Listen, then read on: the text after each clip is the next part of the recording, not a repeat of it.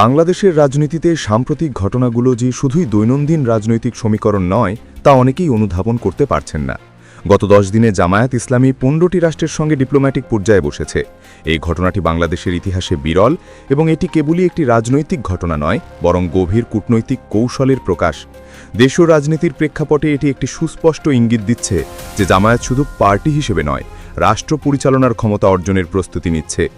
এখন দেখা যাক বিএনপি হেফাজতের সঙ্গে দফায় দফায় বৈঠক করার কারণ। মূলত এটি একটি রাজনৈতিক কৌশল। বিএনপি নিজের অবস্থান শক্ত করতে চায়, কিন্তু একই সঙ্গে হেফাজতকে নিয়ে বৈঠক করার মাধ্যমে তারা জনগণের নৈতিক ও ধর্মীয় অনুভূতির সঙ্গে সম্পর্ক তৈরি করছে।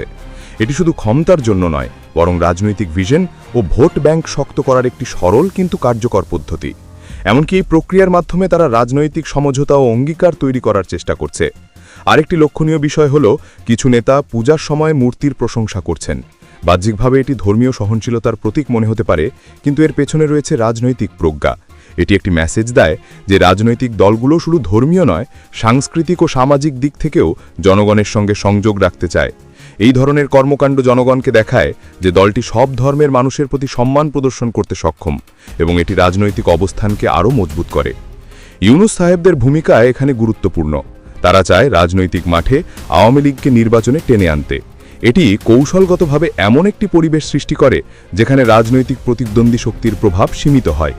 এর মাধ্যমে জামায়াত একটি নীরব বিপ্লব পরিচালনা করছে, যা সরাসরি দৃশ্যমান নয়, কিন্তু রাজনৈতিক ও সামাজিক স্তরে গভীর প্রভাব ফেলছে। জামায়াতে ইসলামী যে রাষ্ট্র পরিচালনা করতে সক্ষম, তার পেছনে রয়েছে সুগঠিত অবকাঠামো। তাদের প্রভাবশালী ব্যাংক আছে যা অর্থনৈতিক শক্তি প্রদর্শন করে। ইবনে সিনার মতো হাসপাতাল রয়েছে যা জনগণের সেবা নিশ্চিত করে এবং সামাজিক বিশ্বাস তৈরি করে।